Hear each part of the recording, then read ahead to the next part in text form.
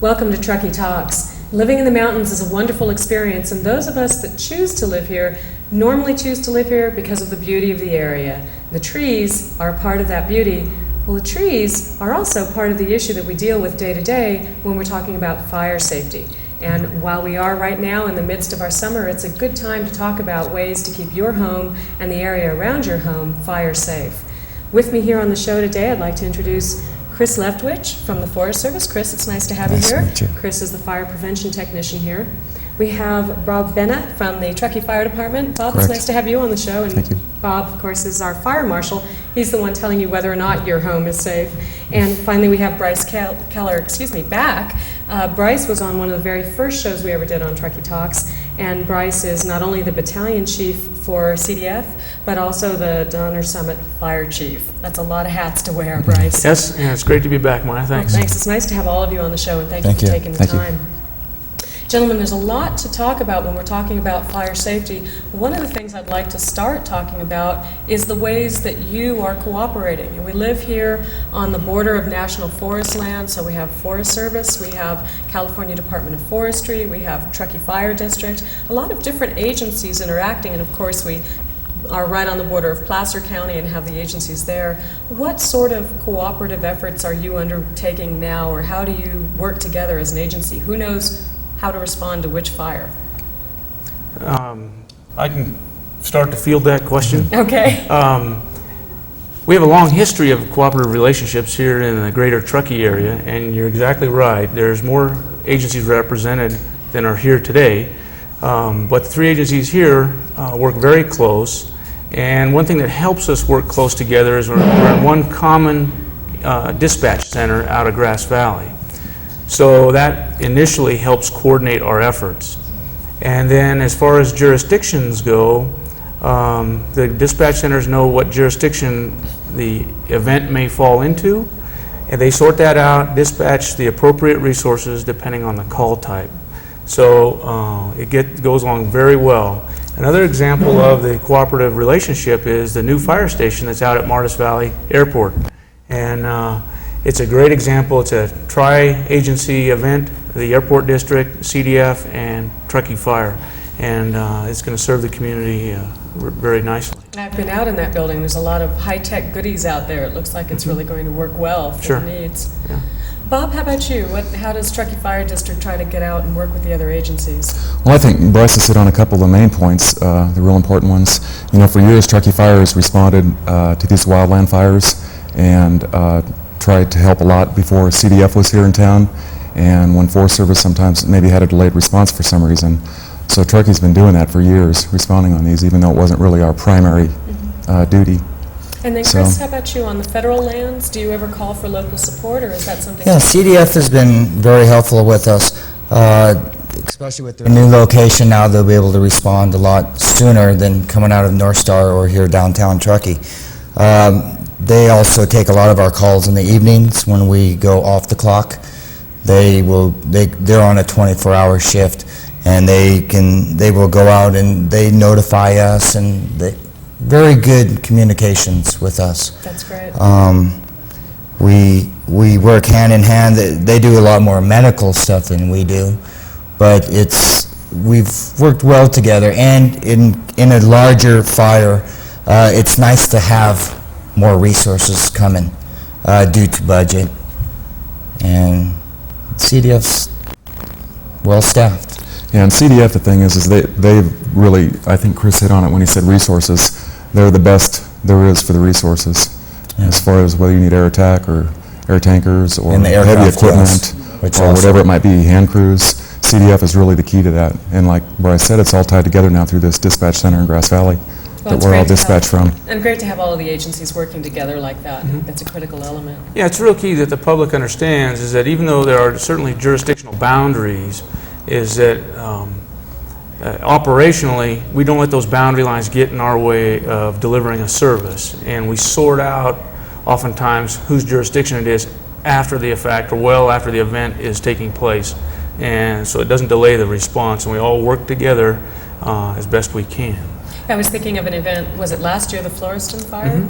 And there seemed a lot of staging and a lot of cooperation, a lot of different agencies all there and paying attention to that. Right. Now, using that event as an example, that started on as a CDF fire and CDF jurisdictional area, but it also got a multi-agency response right off the bat. And then it did, in fact, burn up onto a portion of the Tahoe National Forest. And so we enter into some cost agreements with them for paying the cost of suppressing that fire. But the response is a multi-agency event, not just with Truckee Fire and the Tahoe National Forest, but our surrounding fire community is what makes the fire service so great here in the greater Truckee area. We've really got a good program going. Chris, you mentioned EMT services. If there's an injury on national or federal forest lands, who responds to that? Is that typically another agency that's located nearby, a county or a city? Normally we will have Truckee come in. Most of the CDF engines are staffed with EMTs, EMT1s, I reckon. And where we do carry EMTs on board, but we do not carry any type of oxygen or any, we carry backboards for river rescues and different events like that. But most of the CDF are a little bit more well-trained in medical than when we are. All right, well, that's it, Bryce, I'm calling you. Yeah. We're basically wildland, yeah. Well, thanks for the compliment, but I think it's important to point out that the ambulance provider, there's two in Nevada County on the east side, and Truckee Fire is the principal ambulance provider here for not only the Truckee Fire Protection District, but for the town of Truckee. And then the other ambulance provider in Nevada County East, if you will, is Donner Summit. We provide the ambulance service for the constituents on Donner Summit. And Truckee Fire also provides ambulance service, if I can, Bob, to North Star and to Squaw Valley, those communities as well. And of course, they're supplemented with the EMTs that are first responders at the outlying stations, whether it be CDF, Forest Service, or the outlying volunteers from Truckee Fire. And it's a good EMS program that's put together in a cooperative fashion as well. Bob, I know one misconception that people can get about fire departments, I think in general, is, gee, when they're not out actually putting out fires, they're sitting around watching soap operas and eating red hot chili. But I know that's not the case, and I've certainly seen your guys out doing a variety of different exercises around town. But what sort of responses do you go out besides actual fires? What other sorts of emergencies do you respond to? Well, typically, it looks like this year we're going to come close to breaking the 2,000 call mark, 2,000 calls in 1 year. We've typically ran between 1,700 and 1,800 for the last several years. But for this year, we're starting to run higher. And I'm guessing a little bit, but about 80% of those are medical calls. So a very high percentage of our calls are medical calls anymore. And part of that's attributed to newer construction techniques. You know, homes that are built now are much safer. All the newer buildings are safer. They've retrofitted a lot of the old homes. So the fire danger goes down, correct. But you're still responding to other emergencies. Yeah, you know, the natural gas coming in really got rid of a lot of wood stoves in people's homes, and we saw a drastic reduction in fires related to ashes, poor disposal of ashes, and those type of things around the homes with natural gas coming in. Well, one of the things that we did want to talk about on today's show was the interfacing, as you talked about before the show started, between the more urban part of our world sort of encroaching upon and entering into more forested lands. What are some of the issues that all of you are dealing with around that, and how can we look at that in terms of not only smart land planning and smart land use, but once we're out there, how should we be dealing with it? I know that's a lot of questions in a broad stroke of the brush, but if we can start there, sort of say, well, how are we impacting the forest, and what are the issues that you face as a result of that? Big question. Okay. Well, we've talked about it and touched upon it earlier, is that fire has been a long part of the history of Truckee. I mean, it's a natural occurring event in the wildlands, and then man comes in and develops the area where that fire historically has gone through and basically turned over the vegetation, if you will, over time. And now we have people's homes and businesses living and playing in that same environment. So it makes it much more complicated to fight a fire that should start in this urban intermix where you have the wildland and then the housing that kind of come together. As a fire will progress through that environment, the homes will be consumed just as trees will. It's just another fuel as far as the fire is concerned. So, as fire service, all the agencies involved are extremely concerned that as we do that development, that people put in the adequate defensible space, and that's for two things. There's not enough equipment or personnel to go around when we have a major fire. We just can't get enough people here quick enough when Mother Nature and all the elements come together. And you see this time and time again through California, whether it's in southern, northern, wherever, it'll happen again this year. So while we're rallying forces from a long ways out, people have to have homes that can stand by themselves. And one way to do that is to have adequate defensible space and to design your building to withstand a passing fire front. Now, does that mean a concrete bunker in a tree-free zone? Is that how Not people at all. have to live? Not at all. There's ordinances in place and codes that require non-combustible roofing materials here. That's a giant step. It wasn't always like that. In fact, as you travel through town, you'll see that there are still some homes and businesses and such that have wood shake roofs, and those are slowly being phased out. And Bob can maybe address that, how if people are applying for a new roofing material, the process they have to go through, but it's no longer allowed to have that kind of material. Yeah, I think if they replace more than 10% of the roof, I'm off the top of my head there, then they have to go to the Class A Correct. roofs, non-combustible roofs. So Basically, you can do a small repair, but if you're changing out a roof because it's worn out and leaking, you need to go to a Class A roof, which really does a lot of good because most fires historically spread from rooftop to rooftop. And now we've got that one basically nipped in the bud, so now we have to stop the fire from coming up along the sides of the homes, catching the decks and the lawn furniture and that kind of thing on fire, which then progresses into the homes. So there's not, that responsibility falls with the landowner and homeowner themselves. And in fact, under Public Resource Code, they are required to have a minimum of 30 feet of clearance around their home. And that, of course, doesn't mean have a desert landscape. In fact, we encourage just the opposite. You just encourage to take the dead and dying material away and have more a mosaic effect of a green belt around your home so that it still has some beauty and some ambiance. And then if you wish, you can go out further and expand that mosaic effect so as a fire is coming in, it'll tend to die down and fall out of the ground where it can be easily dealt with if firefighters are on scene. And if they're not on scene, your home will stand by itself. Bob, you, as the fire marshal, you review plans for people who are building new construction, or do you do inspections, or how does...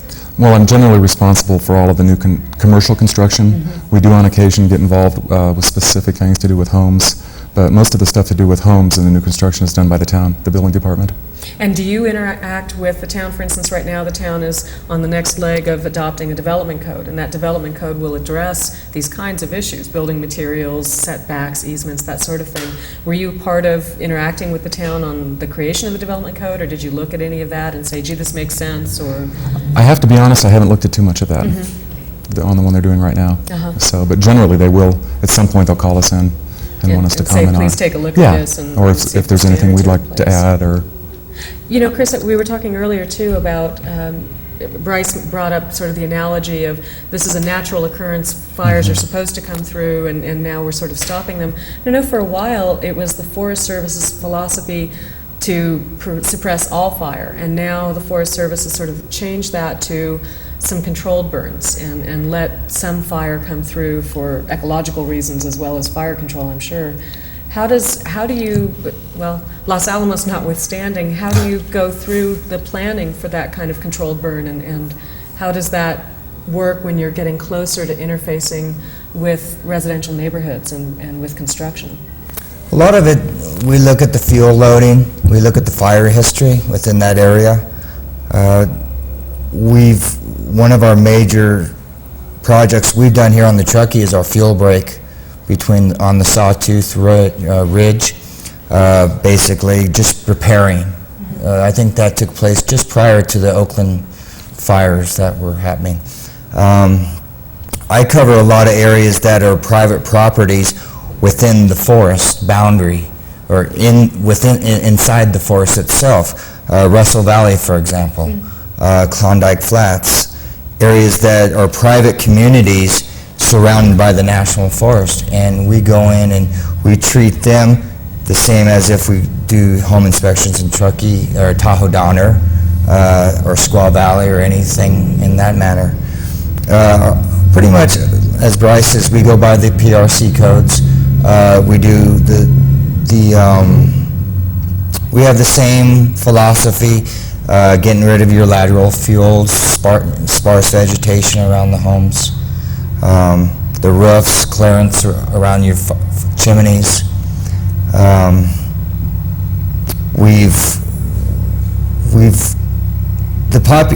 I've seen a lot of the town of Truckee has really grown in the last few years. So it's something that we are definitely making one of our priorities, is into looking at defensible space in Sierra Meadows and houses that are all along this within our national forest. I know that there are probably some standard mistakes that people make, either while they're building their home or once the home is built, or if it's a mature home especially. What are some of the more common causes of structure fires, residential structure fires? You mentioned changing the wood stoves as having a positive impact, but what are you seeing now? What are some of the mistakes people are making and losing their homes as a result? Yeah, a lot of times it's simple things like piling stuff up too close to like a water heater. We've had one of those recently. And like I said, the ashes were a really big one. Either on the decks, a lot of times these people would put them in a paper sack and set it on the deck and go back to San Francisco Monday morning. Those ashes can go for 2 to 3 days sometimes and just sit there and smolder, and finally they'll burn through the sack and just start the deck and up the siding and into the house.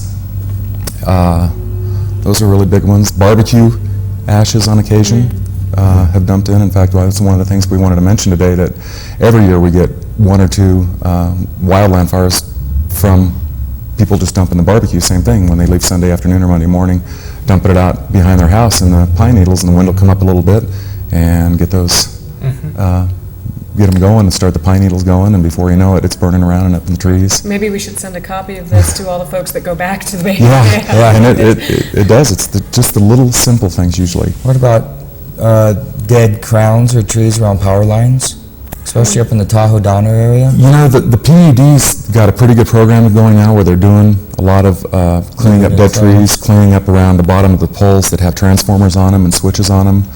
So PUD's taken a real proactive approach to this the last probably 3 or 4 years, Bryce? Last 3 or 4 years, Bob and I meet with them annually and review their plan and approach to fire safety as it relates to the power lines here in town, and not just the lines themselves, but as Bob mentions, there's some poles that have fusible links on them, if you will, that can drop hot portions of that fusible link, and they have to have clearance at the base of those poles. So PUD's been very proactive in that recently, and that's been a big help. The other item I was going to mention, besides the big one, which is the ashes, improper disposal, both out of the wood stove and the barbecues, is we've had fires with people tend to use a lot of candles sometimes, and not only the summer months, but in the winter months when the power is out. And we've had some fires at Donner Summit and elsewhere where unattended candles they've gone to bed, and then the candles have gotten into either the furniture or the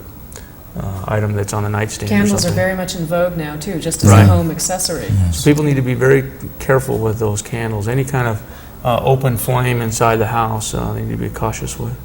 Sure, pet can come over and knock it down and you'd never even know. Yeah. And then spontaneous combustion is still a problem. We'll get 1 or 2 or 3 fires every summer from people that have been oiling their decks or oiling their house, and they'll leave those rags piled up somewhere sitting on the deck, and they'll sit there and the temperature will get right and the conditions will get right, and they'll spontaneously ignite. You know, I think that's something worth reiterating. Talk about the kinds of chemicals that create this issue, or it's actually not the chemicals creating the issue, it's sort of careless users, but...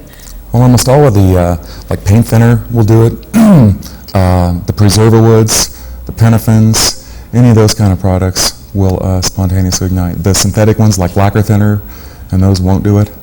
So, but I would stress with anything at all that they use, you put the rags, completely submerge them in water, in a bucket, and leave them sit there until you send them with the garbage. That was going to be my question, is what do they do with the rags? A lot of times people will, well, we laid it out, we were airing it out, all those things, we thought aired it out for a day, and then we wadded them out and threw them on the workbench, and the next morning the garage is on fire, and soaking them in water, completely submerged, is the only safe way. Yeah, I've read enough articles of homes burning or partially burning with those spontaneous combustion. Yeah, and like I said, I would almost guarantee we'll get one this summer. Yeah. So. You mentioned earlier the planning side of things. I thought I'd just point out that Bob and I and the other fire departments work close together in the planning phases of large developments as they come online, and or actually before they come online, in the planning side with the counties and or town. And we'll deal with them as it relates to defensible space or a green belts around the communities and through them to prevent a fire from either encroaching upon that or starting within the community and leaving.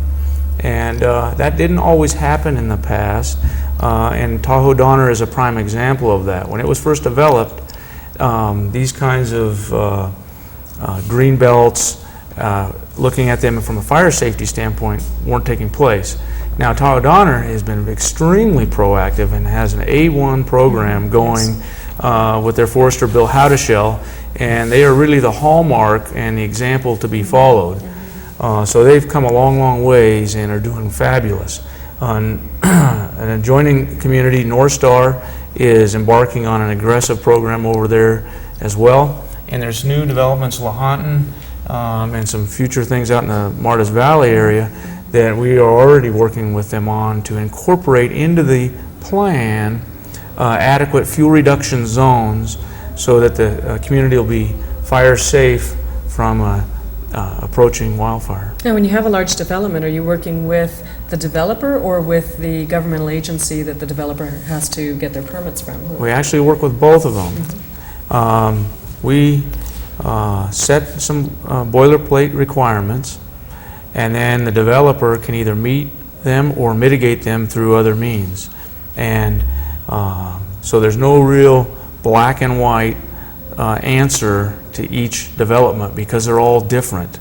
But as long as the fire safety aspects are met, meaning that people can get in and out safely under a wildfire situation, and as you know, like Tahoe Donner, the multiple access points has become an issue. Right. And those kinds of things should have been addressed earlier on, and they weren't. And so we work with both the counties and the developers and negotiate an acceptable agreement for CDF, the wildland fire agency. Truckee Fire has their own needs based on water flow, roads, and different aspects there. And so they get a little piece from CDF and a big piece from Truckee Fire, and we all work in concert. And most of the developers are pretty darn good to work with. I mean, they understand our issues. They want to get their program off the ground, and they work with us. No, I'm sure they don't want to build something that's unsafe either.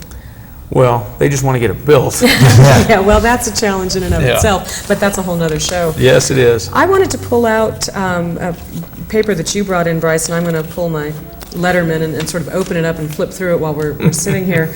But you've got some really good visuals in here to show people how to clear their area. What I'd like to talk to you right now is the specifics. What should people be doing if they're looking at their home now, they're living in a 30-year-old home, and they're looking around going, well, gee, is it safe, is it not safe? What are the things I should be paying attention to? I'm assuming, and correct me if I'm wrong, Bob, that if you're building new construction, you're going to be building it to some fairly stringent specific standards. And hopefully your home will be built in a lot of fire safe issues. But the older homes, what should they be looking for when they go home tonight, or when they go out in the morning and look at their home and say, okay, well, I've got a wood shake roof, that's issue number one. What are some of the other things they should be looking for? Well, the basic goal is a minimum of a 30-foot defensible space around the house. And that doesn't mean cutting or clearing everything down to dirt for a 30-foot circumference all the way around the house.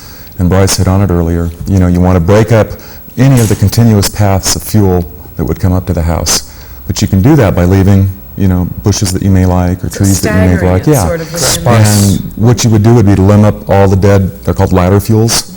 There are limbs and stuff like that that are on the tree that if a fire comes along the ground, it can get into those and then carry it right up into the canopy. So they'd limb the trees up, preferably limb all the dead branches off of the trees, overhanging branches off of the roof, branches that you wouldn't want any branches any closer than, the minimum is 10 feet like to your chimneys, but I would say 10, 12, 14 foot, take that extra branch off. What about building materials? You mentioned decks before. If I go home tonight and I'll look at the home I'm living in and I think, well, gee, I've got an old funky deck and it's looking bad. Is that a fire issue or is that just something it's aesthetics? Well, decks, once we beat the roof issue, decks became the next big one. As I travel around the state and I see a variety of wildfires, now that we don't have the fires spreading from roof to rooftop, they're spreading deck to deck.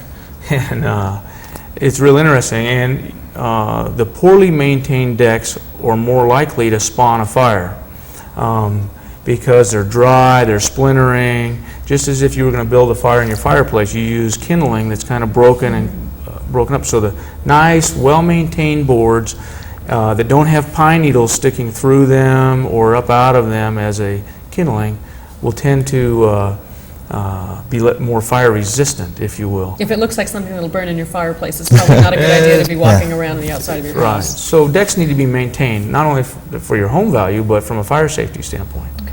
Just a question, and I hope this has a fairly quick answer, but in terms of the build-out within Truckee, we're certainly seeing a lot more infill now. Lots are getting built out, and homes are getting closer to one another. Is that reducing the fire hazard because there's less sort of open space and wild brush, or is it increasing the fire hazard because the homes are closer together, or is it sort of neutral, it's a wash? Tough question. I don't have a really great answer. I think in the long haul, it's probably helping some because you're putting a home in there that's built to a better standard. We're not going to have a shake roof on it. It's going to have a new deck on it. Most of the eaves and everything are soffitted. I think in the big picture, it's probably helping reduce. You're clearing out a lot of the fuels, especially in Tahoe Donner. A lot of the homes are being built now in the brush fields from the 1960 fire, and that's probably the highest fire danger in Tahoe Donner. So they're clearing out a lot of those. In fact, a lot of the lots are completely clearing the whole lot before they build the house, disposing of all the material, and then they're coming back in and landscaping when they're all done. And that, again, helps I think it helps. Chris, just a question for you. For those of us that like to recreate outdoors, we're out in the National Forest, we're hiking around, camping, what have you, are the lookouts still active? If you spot a fire, who should you be calling? And if you see smoke, is there a specific number? Or are we to assume that the lookouts are there and doing their job? Are they fully staffed this summer? Yes, they are. We've got 2 fire lookouts. Martis Peak is one, which is ran by CDF in cooperation with the Forest Service. And we have one up at Babbitt Peak, which is above Stampede Reservoir. If you were to see a smoke or want to report a wildland fire, you definitely want to call 911. And again, that will go down to Grass Valley. They also take 911 calls, and they take CDF and Forest Service dispatch calls. Of course, it's helpful if you don't just say, I'm out in the forest and I see a fire. Yeah, you want to give some kind of a landmark, hopefully a reservoir, a mountain peak, or some type of I believe our lookouts are staffed 7 days a week. I believe they are. But 911 is probably your best call. You don't want to call the district office or try to call, you can call Truckee Fire probably. They're there 7 days, but our office is only open probably 5 days, so 911's your best bet. Yeah, and it will get out to all of us. Get to where it needs to go to have something And it to go will, with and then we find out the geographical area, and then they will start sending the right resources. And then just briefly, we're going to introduce a video that we're going to have our audience, let them have the opportunity to watch, but before we do that, just quickly, what is the fire hazard this year if you had to rate it on a scale of 1 to 5? 5 being the most hazardous and 1 being don't worry about it, there's 10 feet of snow on the ground. Where are we in that this summer of 2000? I give every fire season a high rating. You know that. That's true. I always preach that people need to be prepared. However, the specifics are that Our fuel models are showing that we're about 45 days ahead of where we normally are for this time of year. And what that really means to the community is that the window of opportunity for a large damaging fire will be greater this year. So we need to be extra careful. I mean, we should always be careful, and that's what I always preach. But the window of opportunity for a large damaging fire in the Truckee community, in my opinion, is going to be much greater this year than in previous years because the fuels are already about 30-45 days ahead of schedule. And if the fall comes when it normally does, then that window will be much greater. Well, in helping to preserve not only the pristine nature of our area, our trees, our forests, but also your home and your neighbor's home, thank you, gentlemen. Please pay attention. There are ways that you can keep your home fire safe inside and out. And with that, we'll be introducing a film. It was produced by the CDF, and it will give you some very specific details on how to do that. Thanks. Have a great summer and be fire safe. And thank you, gentlemen. Thank you. Thank you.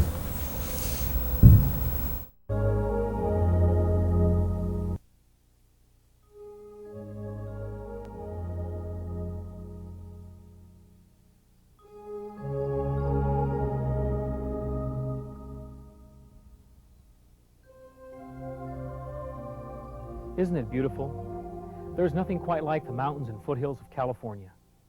The trees, the water, the wildlife, it's all right here. People come from all over just to be a little closer to nature. Peaceful, quiet, all kinds of recreational opportunities, a chance to leave the city behind. It's no wonder folks are moving here in record numbers to live all year long. But don't fool yourself. It could all be gone in a flash. This house is gonna go, John.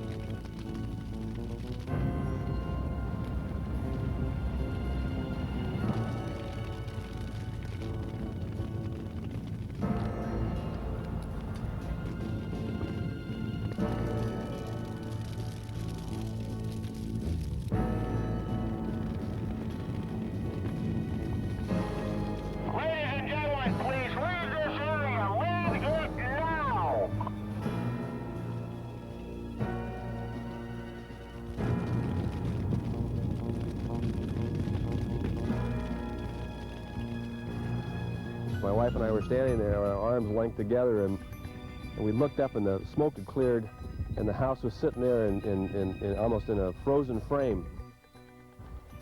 And all of a sudden, it was engulfed in flame.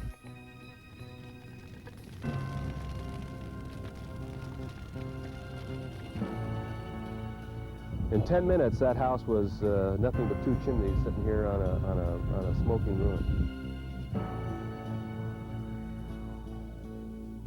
The fact is, California's unique combination of long, dry summers and brush-covered hillsides combine to make the most severe wildfire conditions in the world. And every year, thousands of acres of wildland and hundreds of homes are lost during fire season. If you live in an area like this or plan to move here, there's one thing you've got to know.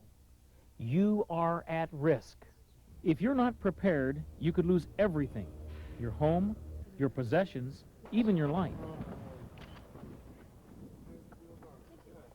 You should also know that your chances of survival can be greatly increased if you would just take a few simple steps to make your home and property fire safe, inside and out.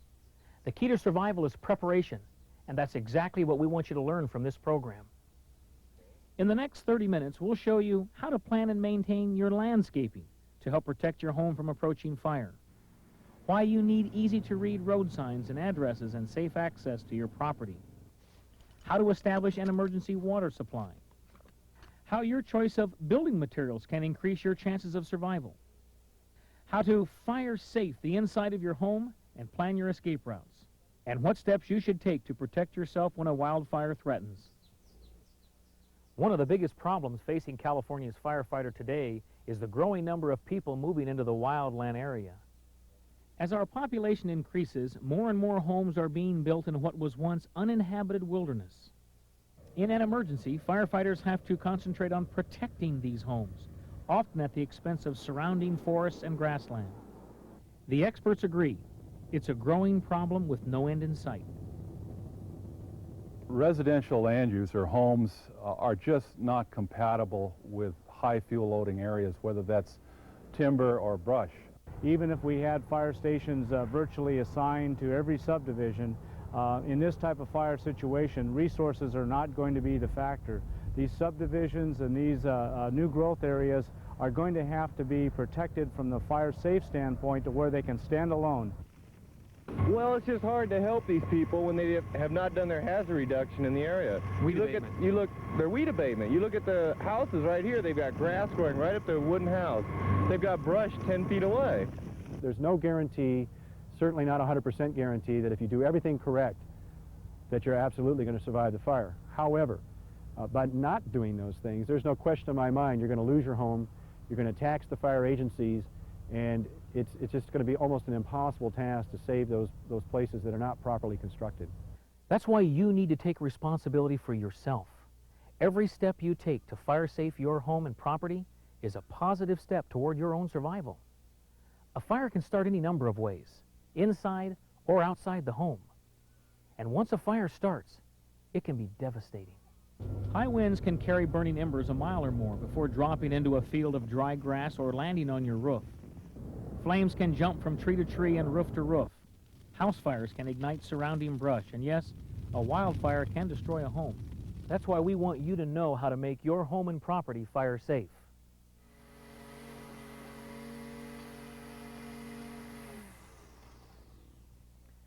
Fire safe means planning ahead, building in fire protection measures and having them in place before a fire even starts. The best way you can begin to make your home fire safe is to carefully plan your landscaping. The single most effective fire prevention measure you can take is to simply remove all flammable vegetation from around your house. In fact, California law requires that you remove dry grass, brush, and leaves at least 30 feet away from your house and other structures. Clearance like this will reduce the chance of a fire reaching your home and provides a safety zone for firefighters to begin their work, what we call defensible space. But clearing a defensible space doesn't mean you have to live with a ring of bare dirt around your house. In fact, you can create a defensible space while you beautify your property. You can replace flammable plants with plants that are naturally fire resistive. Ask your local fire department or nursery for a list of plants that resist fire and grow well in your area. In general, look for plants that have a low sap content and grow close to the ground without accumulating dead branches, needles, or leaves. Select plants that are easy to maintain and prune. Some species even require less water to stay healthy. If you're planting new trees, make sure they don't grow into utility lines or over the roof. If you have a heavily wooded area on your property, remove some of the trees to reduce the fire hazard and improve the growing conditions. Remove any dead or diseased or weak trees and those with an obvious lean. The remaining trees should be spaced at least 10 feet apart and 10 feet away from the house. Tall trees should be pruned at least 6 feet up to keep a ground fire from climbing into the upper branches. Maintaining your defensible space is just as important as creating it. Keeping your yard neat and clean will remove many potential fire hazards, so give special attention to these things. Stack firewood and leftover building materials at least 30 feet away from your house and other buildings. Maintain a 10-foot clearance around them. The same goes for propane tanks and other fuel storage containers. All flammable liquids must be stored properly in approved containers. Keep newspapers and oily rags away from ignition sources like water heaters and furnaces. Your yard, and especially your roof, must be kept free of pine needles or leaves. Clean your roof and gutter several times a year. Any tree limb within 10 feet of a chimney and dead branches close to a building or hanging over a roof need to be removed. If you need to burn branches or debris, remember to ask your fire department about burning regulations. Clearance and maintenance are important steps in creating a defensible space, and so is thinning, clearing, and spacing along roads and driveways, as these are your primary escape routes in an emergency. During those first few critical minutes, your family must be able to evacuate at the same time firefighters and emergency equipment are rushing to get in.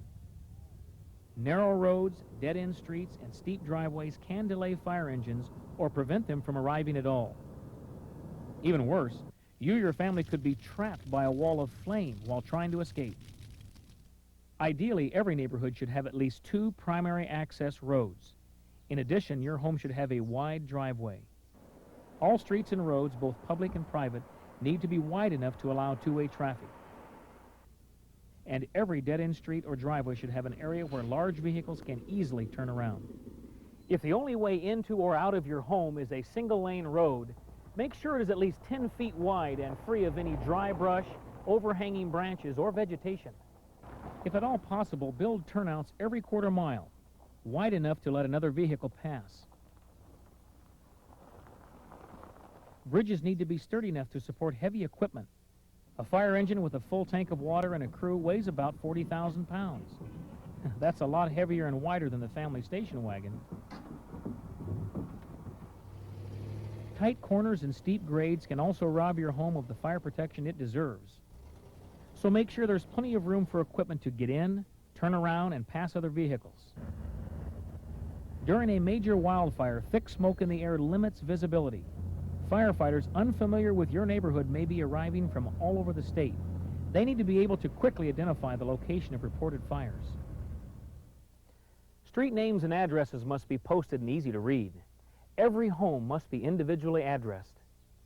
The letters and numbers you use on signs should be at least 4 inches high on a contrasting background. The sign itself should be made of non-combustible material and posted along the road at your driveway entrance. Now that you've landscaped with fire-resistive plants and provided adequate access and readable street signs, what else can you do to protect your home? As an added precaution, consider an emergency water supply. Without extra water on site or nearby, firefighters have little chance of protecting your home or extinguishing a burning building. Many California counties require new subdivisions to provide large water storage facilities or fire hydrants. But individual homes may not have access to community water systems. You may have to develop your own well or storage system. In addition to your daily water requirements, you should plan to have a minimum of 2,500 gallons of water on hand. This is roughly the amount of water in a 6 by 10 foot above ground pool. There are several practical ways to meet this need. Water tanks can be installed above or below ground. Swimming pools hold a lot of usable water. Any pond or stream that runs all year long provides an emergency water supply. In all cases, firefighters must be able to find the water and get their equipment to it. Make sure your water supply is clearly marked and accessible. Now that you've made your property fire safe, let's take a look at your house. Whether you decide to build or buy, remember, your home could be vulnerable to wildfire because of its design, construction, or even its placement on the property. A few changes in your building plans or some easy-to-accomplish remodeling can really improve your chances of survival. Here's what to look for in a fire-safe house. First of all, where is it located? The best place for a house is on flat ground at least 30 feet from the property boundary. This will give you enough room to create a defensible space. Fire moves uphill quickly and is naturally drawn into ravines where it burns faster with greater intensity. While the view from the top of a mountain may be beautiful, a house up there won't have much of a chance in a wildfire. They thought they were winning the battle. And then the wind shifted very, very quickly and started blowing towards the west. And at that very moment, they saw this wall of fire just absolutely shoot up the hill. And it was rolling, they said. It had a rolling motion. And it just rolled up over the top of the house. It's almost impossible for firefighters to protect a home on a hill because it's just too dangerous. Avoid ridge tops, hillsides, and low spots between prominent points on a ridge. Roof eaves and decks will trap heat and burning embers that can ignite your home. Any part of the structure exposed like this should be enclosed with fire-resistive materials. The undersides of decks and balconies should be covered for extra protection. Half-inch or thicker exterior-grade plywood will do the job. Openings in attics and roofs can be an easy entry for fire. Make plywood covers that close off these openings entirely. Be ready to install them quickly if a wildfire threatens. Chimneys and stovepipes need screens too. They keep sparks from entering or leaving. In fact, they're required by law. And don't forget, they need to be cleaned periodically. While we're up here, what about your roof? It's the single most vulnerable part of your house. Some roofing materials resist fire better than others. Tiles or fiberglass shingles won't burn as fast as wood shakes, for example. But if you plan to use wood shakes, make sure they've been pressure treated by the manufacturer. Roofs are classified either A, B, C, or unrated for resistance to fire, and state law requires a minimum Class C roof. Stricter codes may be enforced in your area, so check with your local fire agency or building department for exact requirements. Obviously, brick or stucco on the outside of your home will resist fire better than wood. But if you plan to use wood siding, remember, the thicker the material, the longer it'll keep fire from burning through. Windows let in the warmth and light of the sun, but they can also let in the intense heat of a fire. Enough heat to cause your walls, or your drapes, or your furniture to burst into flame. Double-paned windows and sliding doors reduce the heat transmitted from a fire. They also resist breakage from wind-blown debris and the penetration of flame. Now let's take a look at how to fire safe the inside of your home. Your top priority is your family's safety, so then your first step is to provide them with an early warning system. Install smoke detectors. A smoke detector can alert you to a fire even while you sleep. And that's important because most fatal fires occur at night. Install your smoke detectors outside of each bedroom. If you live in a multi-story home, put detectors on every level. Close the bedroom door and make sure you can hear the alarm loud and clear. If there is any doubt, or if you sleep with your door closed, install another unit inside the room. If your smoke detector uses batteries, you should change them twice a year. A good rule of thumb is, when you set your clock for daylight savings, change your smoke detector batteries. Fire sprinklers are one of the most reliable built-in means of fire protection available, and another important step to fire safe the inside of your home. Sprinklers are effective because they provide an immediate response in an emergency and can put out a fire even if you're away from home. And they're not as expensive as you may think.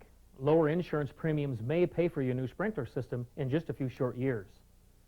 Another great fire safety investment is a fire extinguisher. An extinguisher can put out a small fire or contain it until help arrives. Any fire extinguisher you buy should be listed by an approved independent testing laboratory and labeled according to the kind of fire it can be used on. Make sure the entire family, including the children, can hold and operate the unit. Mount your extinguishers in easy-to-reach places. Remember, fire extinguishers need some care, so check them regularly and recharge them if necessary. Installing smoke detectors, fire sprinklers, and fire extinguishers are all good steps to prepare for a fire. But one more thing you can do to protect your family is to prepare and practice an escape plan. Draw a floor plan of your house and mark all possible escape routes. Prepare a list of the valuables you will want to take with you in the event of emergency. If you can, store these items together to save time later. Ready? Go. Hold family fire drills periodically to make sure everyone knows at least 2 safe ways out of every room, especially bedrooms. Young children, elderly, and disabled people may need assistance in an emergency. Their rooms should be located close to the exits, and the rest of the family should be trained to help them out in a fire. Decide on a meeting place outside of the home. This way you can make sure everyone is out and safe. Contact your neighbors and get together with your local authorities to pre-plan community emergency procedures, like standard escape routes and meeting places. Develop a community alert system. You should be prepared to be without any services for at least 3 days, so have food, water, and first aid supplies on hand. Okay, now that you've built a fire-safe home, taken care of the yard, and practiced fire safety with your family, you've done just about everything you can do to prepare yourself for a fire. But what should you do if wildfire is an immediate threat? Dad, look, there's a fire. If you see a fire approaching, report it at once by dialing 911. One burning behind my house in the canyon. If your family is in immediate danger, then evacuate according to your escape plan.